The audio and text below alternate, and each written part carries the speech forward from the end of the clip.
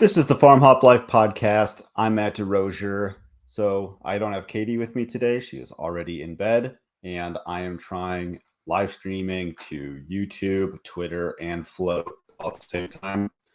We'll see how that goes. Evening to view Sunday. I'm not sure why you're watching this, but that's fine. So, a title you could probably tell what I'm talking about. I quit my job. Almost. So let me back up a little bit. I like this was something that we really wanted to do. Like, if this is something we're definitely going to do, I gotta let work know because multiple reasons I'm going to get into later. But first person I had to talk to about it was Katie. She needed a lot of convincing. Obviously, it's a big deal. So, sorry. So she was nervous. I mean, it is a big deal. Hey, you've had this job for 5 years now, and you're just gonna leave. Yeah, I am. But so it wasn't just like, hey, give notice, whatever. She needed a little bit of a backup plan. And so I talked to somebody, like another contractor here, and I was like, hey, like, you don't think, because one of her concerns is like, well, why would they, if you're just gonna quit, like what, okay, how much notice would you give them? A year.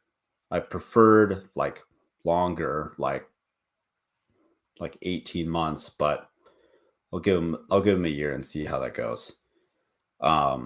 And she goes, well, why would they keep you on if you're just going to quit? I'm like, well, I'm kind of in a power position a little bit because I am employee number 3. There's only 3 of us. And so the dad's the owner of the electrical contractor company. The son's my supervisor, and then I'm the apprentice. So for them to just lose, 33% of their, like, to just fire 33% of their employees, probably not very smart. And it's not like I wanted to take advantage of them anyways. But anyways, I didn't feel like they would have fired me. But she wasn't so convinced. One of the reasons probably because she never had bosses like I do, like that actually, personally care. I mean, like,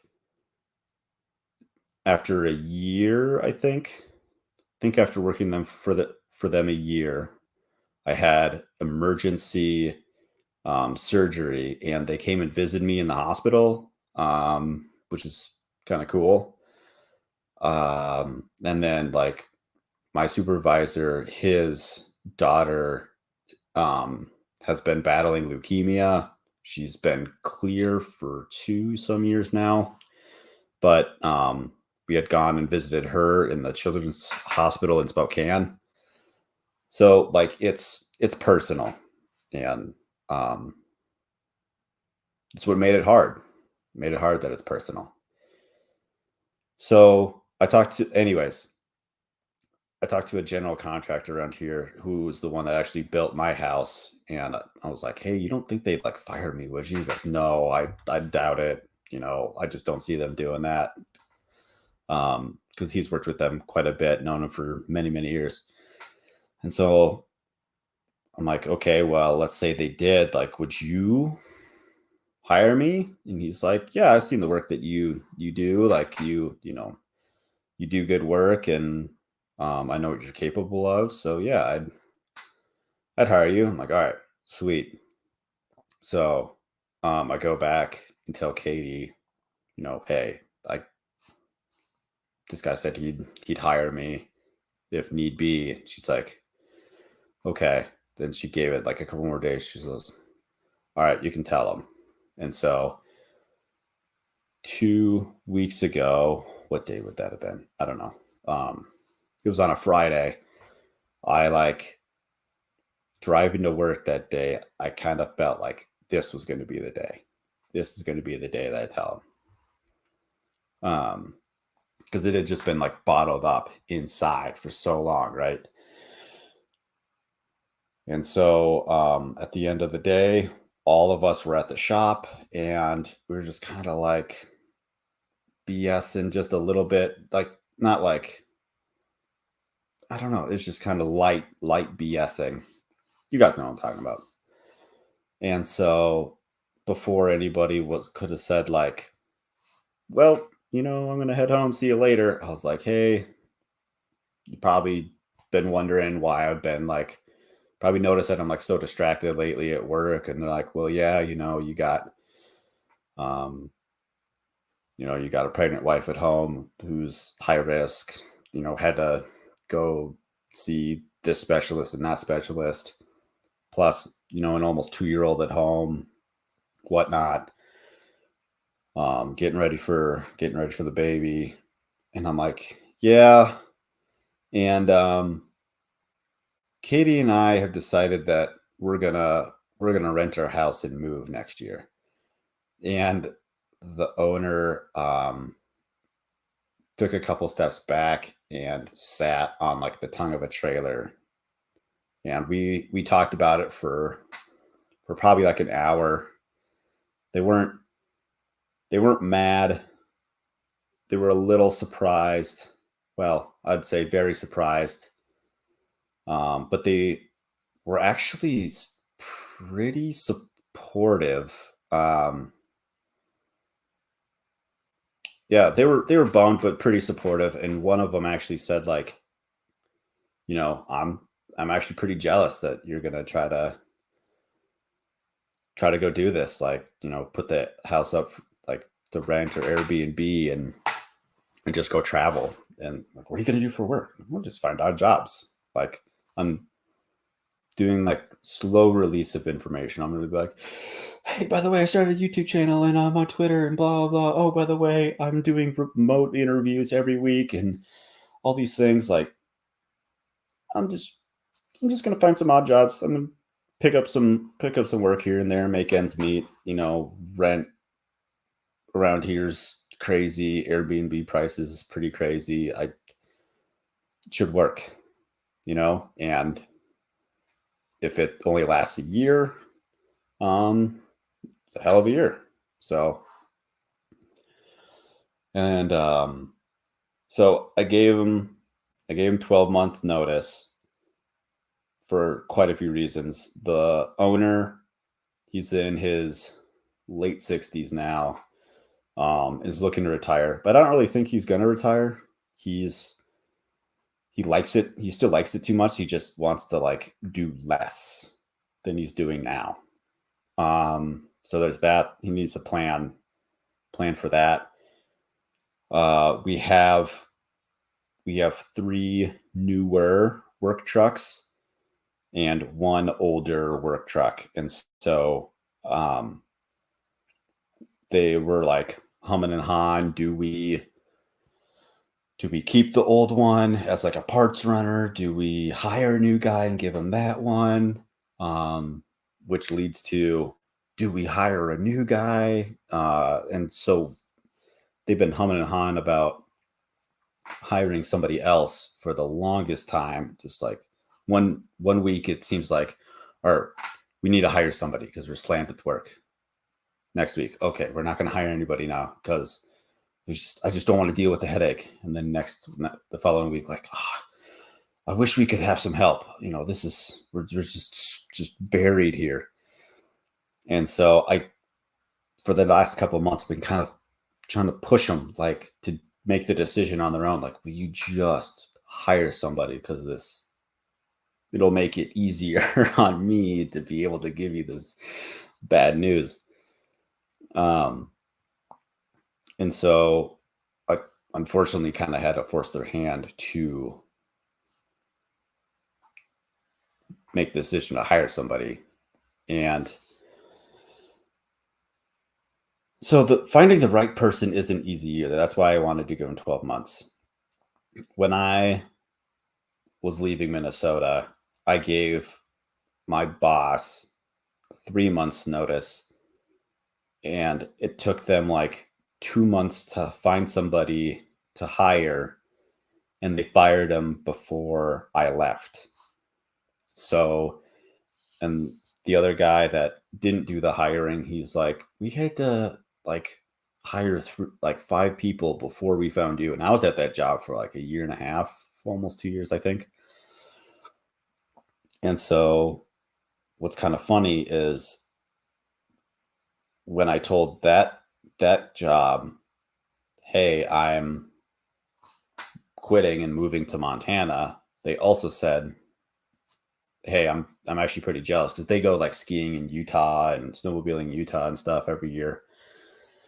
And so I don't know, it was just kind of interesting, like, hey, I'm leaving this job to go do this thing. Oh, I'm jealous. Hey, I'm quitting this job to go do this thing. Oh, I'm jealous of that. And so I don't know, just go do stuff. I guess if you're watching this and just like, I mean, don't just quit. Have a plan unless you can afford to. Then good for you. Just go do it. Whatever.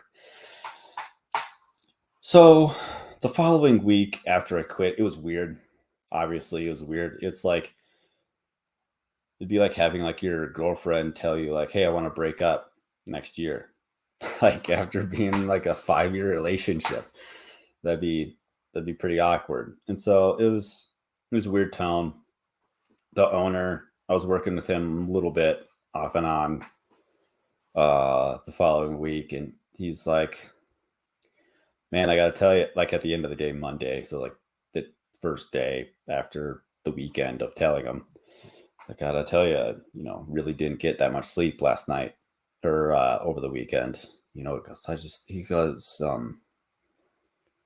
just don't know what we could have done to like what we could do to like keep you around, because like on the spot when I told them, he's like, well, if it's travel that you want to do, like, would you want to like do 2 weeks on, 2 weeks off, 6 months on, 6 months off? Just take all the time you want to like travel and whatnot. And I was like, that's pretty tempting. It's pretty tempting, but it still would like I didn't tell him this, but in my mind, right away, I'm saying like it still lock me in here, like a place that I have to be at, a job that I have to be at. And this opportunity would just be a lot of freedom. So, and I was like, um, I can, he said he was little, disappointed. And I was like, I can understand the disappointment. I can understand that for sure. We've had a lot of deep conversations over the years about this, that, and all the like tons of stuff.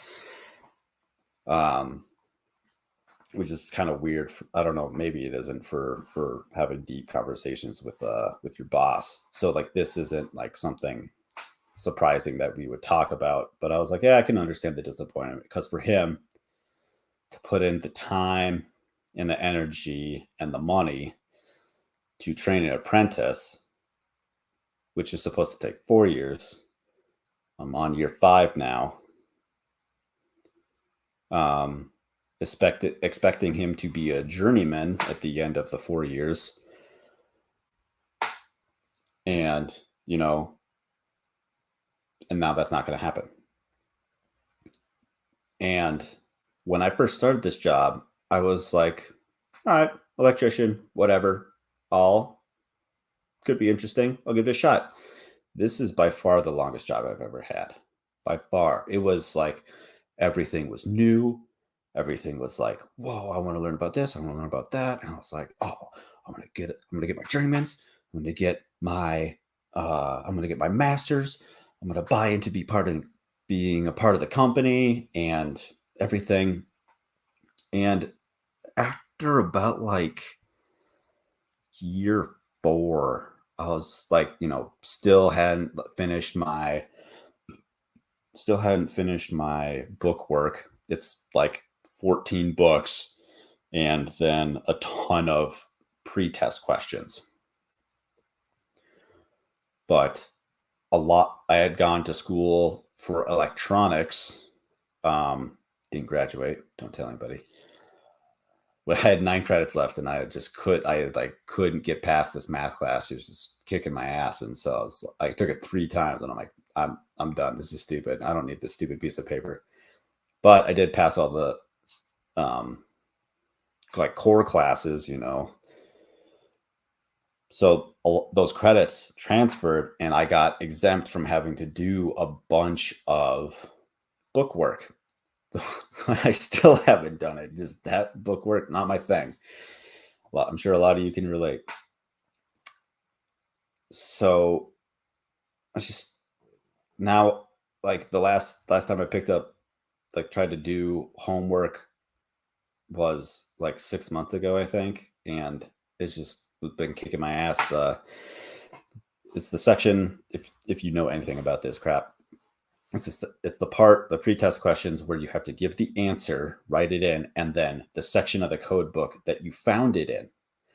And so it just takes so long to get anywhere. And there's like 500 or 600 of these questions before you can even take the journeyman's exam.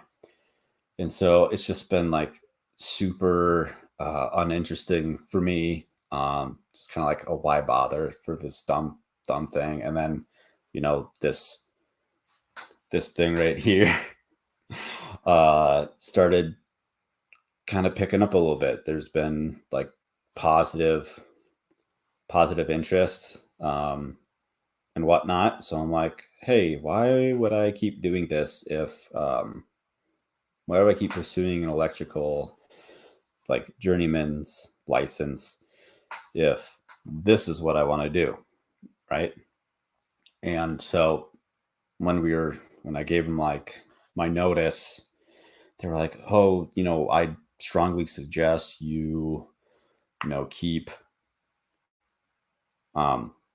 keep pursuing that journeyman's exam so you can get reciprocity in like other states and do work that way. And then if you ever come back, we'd take you back on as a journeyman.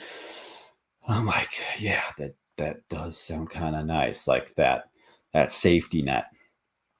But then I'm also thinking, when am I going to have time to do that? I worked all this weekend, like doing little crap around the house to get it ready. I mean, it's going to be like that for the next 50 weeks, at least the next 50 weekends, and then probably lose 40 of those weekends to having, a baby in 11 weeks now. So, and even though I didn't like graduate college or whatever, it still served me well not having that stupid piece of paper. So like, I have electrical knowledge. Does that stupid piece of paper make it like, so I either know or not know what I'm doing? Haven't burned any houses down yet. So excuse me a second.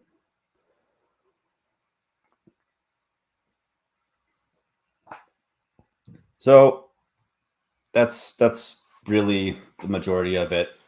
On Monday, he did ask me to write up a formal letter of resignation just for business purposes. And so I'm like, okay, yeah, I can do that. I thought that might be something they'd want to ask me. And so I didn't know how to I just basically got copied and pasted a letter of resignation because never had to do one before. But I did put in like a little personal note in there, like appreciate everything. This is like super difficult. Like we're like a family for having been there in hospitals on both sides, right? And so on I was working with my supervisor late Friday afternoon, and I was like, hey, so I got a awkward question. He's like, yeah.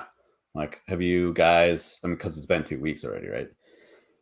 Have you guys looked into hiring anybody yet, or what's going on there? And he goes, we were hoping that this one guy that currently works for somebody else, would be interested, but, we haven't heard anything. And so what I told them a couple months ago is what somebody that they're looking for is like they're trying to like uh, thread a needle from like 100 miles away. They need to vastly like open up like who they're looking for, because they're like almost like whispering what I told them. I was like, you're like, hey, by the way, we're hiring. So if you know anybody that is interested, we're looking for blah blah blah. Like all these like specific like credentials, and like you got to broaden that net. Otherwise, you're never gonna find anybody. But that was, and they brought that up on Friday. But anyways, so the other thing they're worried about is hey, are we gonna have if we're gonna go through a recession or a lull in building, because obviously building's been crazy right now, and so I asked them. I was kind of playing devil's advocate a little bit with them. I'm like, I thought you guys said, during like 2008, 2009, it slowed down in Montana, but it didn't quite come to a screeching halt. And he's like, we had this, subcontractor or whatever that we didn't have enough work for, so we couldn't keep him on. But yeah, we the two of us were busy. I was like, all right. So like, have you noticed all the people buying up houses in our area? He's like, yeah, there was he goes, I saw a Maserati driving through downtown. When I say downtown, the city is like 2,500 people, right? That we all live in. All three of us live in the same city. Township. And he's like, so this Maserati, like, do they know that cows like still, shit down Main Street, every now and then when we've got like when such and such ranchers got to do a cattle drive? And I'm like, yeah, there's been a lot of like high priced vehicles driving around lately. So high priced vehicles, high priced homeowners, like I feel like we're this time around, if there is going to be some sort of crash, there's going to be a lot of insulation here just because of all the money that's came in recently. And so you should, like, obviously it's a concern, but I wouldn't worry too much about not finding work for another person. And he's like, yeah, you're probably right. But who knows what they feel like they want to do going forward. So anyways, that is wrapping up. That is how I put in my 12-month notice. It was weird. It felt weird. The previous 6 months, like leading up to this point, it was weird. But it kind of, like I told them, I was like, I kind of felt like I wanted to throw up this whole, like on the drive from like where we were working to the shop. When I told them, kind of wanted to puke that whole time, but had to tell them sometime, right? And so I am working with them till at least April 1st, 2023. After that, if they don't have enough work for everybody, I'm the first one gone. So that part was a little scary, but I'll get over it. So this is kind of like my statement. Katie and I are serious about doing this. Like, you don't just go quit your job of 5 years to like try to prove a point. Not trying to prove a point, because we're actually just doing this, like whether this makes a difference or not. But anyways, so thank you for watching. Thank you for listening. If you like this, share it, comment, subscribe, all that crap. You could go to farmhoplife.com, sign up for our newsletter, let you know when new episodes drop, new little clips drop. You can email me, Matt at farmhoplife.com. And we'll talk to you next time. Hopefully Katie will be here because we're gonna be talking about children, our children. So thanks. See you next time.